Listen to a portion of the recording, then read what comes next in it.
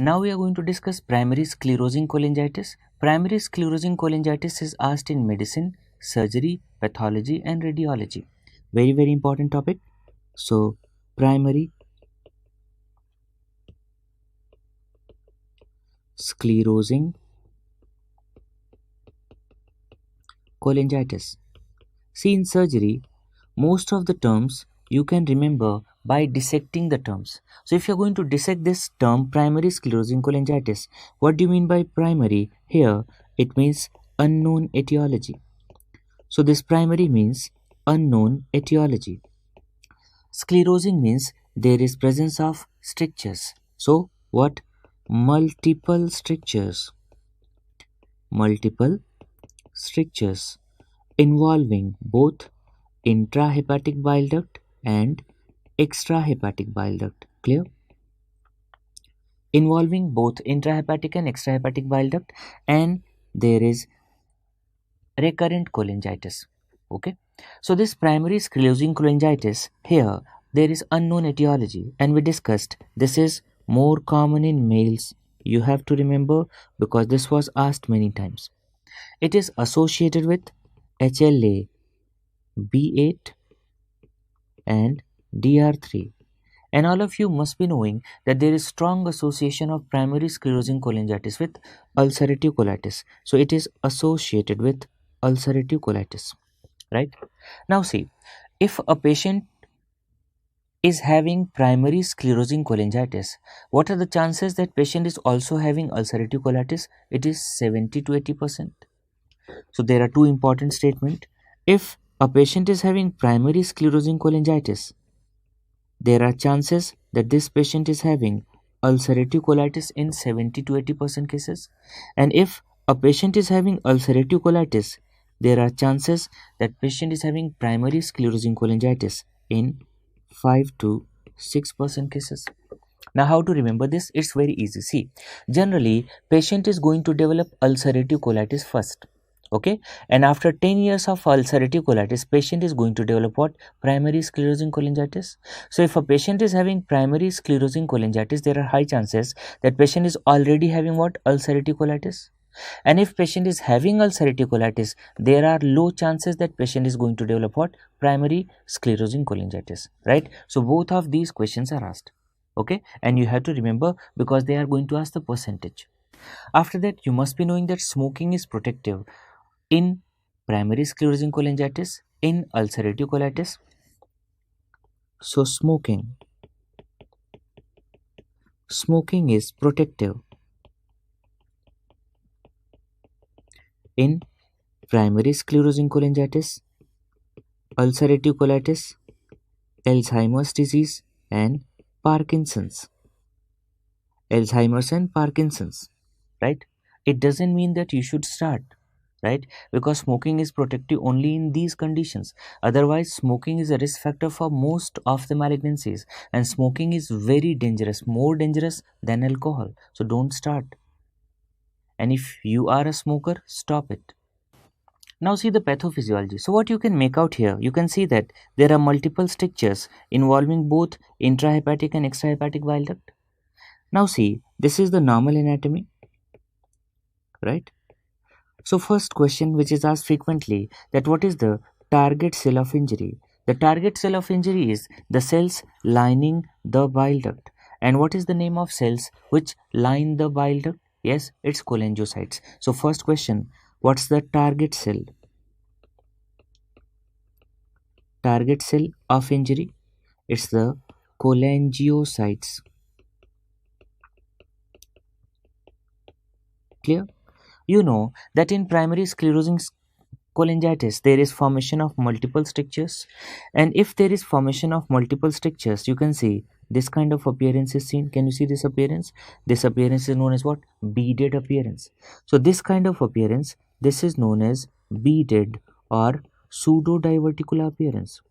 You can find these appearances on radiology, especially cholangiography. If I'm going to take cut section from one site of stricture, so if you are taking cut section from the site of stricture, this kind of appearance is seen. And what is this kind of appearance? Yes, this is known as onion skin appearance. So on cut section, there is onion skin appearance. These are the questions which are asked in pathology. Now see, there are two kinds of presentation. Generally, patient presents in fourth decade, but before that, there is asymptomatic elevation of gamma glutamyl transpeptidase, right? So two presentations, either patient is symptomatic or asymptomatic. So if patient comes early and on laboratory investigations, it is found that GGT is raised. So two situations. One, there is asymptomatic elevation of gamma glutamyl transpeptidase, and the second situation, patient is symptomatic. Why? Because this patient started having recurrent attacks of cholangitis. Okay, so what are the symptoms, complications which are seen in primary sclerosing cholangitis patients? This is liver, this is gallbladder, this is bile duct. So because of multiple strictures, what there is obstruction and there is infection, that's what cholangitis. Because of stricture, there is stone formation also. So what? CBT stone. Because of these stones, there is obstruction of pancreatic duct temporarily, and this can lead to what? Acute pancreatitis. And the chronic inflammation which is going on in the bile duct, it increases the risk of which malignancy? Cholangiocarcinoma. Cholangiocarcinoma. Clear? So these are the complications of primary sclerosing cholangitis. So generally, patient is having recurrent attacks of what? Cholangitis. So we discussed what is the investigation of choice for diagnosis of primary sclerosing cholangitis. Since there are multiple strictures, obviously it is MRCP. But MRCP is purely diagnostic. So what is the gold standard investigation which can remove the stone, which can put the stent for strictures, and that is ERCP. So two questions, the investigation of choice for diagnosis, and that's MRCP, and gold standard investigation, and that is ERCP. So you can see this image, this is MRCP. Here you can see the basic framework of liver. You can see here what? Pancreatic duct, this is the bile duct, and here you can see that there are presence of multiple strictures. Clear? Right? If you see the intrahepatic bile duct, what? There is selective destruction of terminal branches. So the branching pattern is reduced, and this kind of appearance is known as pruned tree appearance. Right? So there are typical appearances which are seen. One we discussed, there is beaded appearance. Second, there is pseudo diverticular appearance, and there is pruned tree appearance. Pruned tree appearance, right? Since intrahepatic bile duct is also involved here, obviously the treatment of choice is liver transplantation. But in many patients, what? They are waiting for liver transplantation because what? The donor is not available. So if the donor is not available, to control inflammation, we are giving high dose ursodeoxycholic acid, UDCA, high dose ursodeoxycholic acid. And since these patients are having itching also, right, pruritus also, so to take care of pruritus, we are giving what? Cholestyramine or cholestypol, which are bile acid sequestrants, right? So see the management.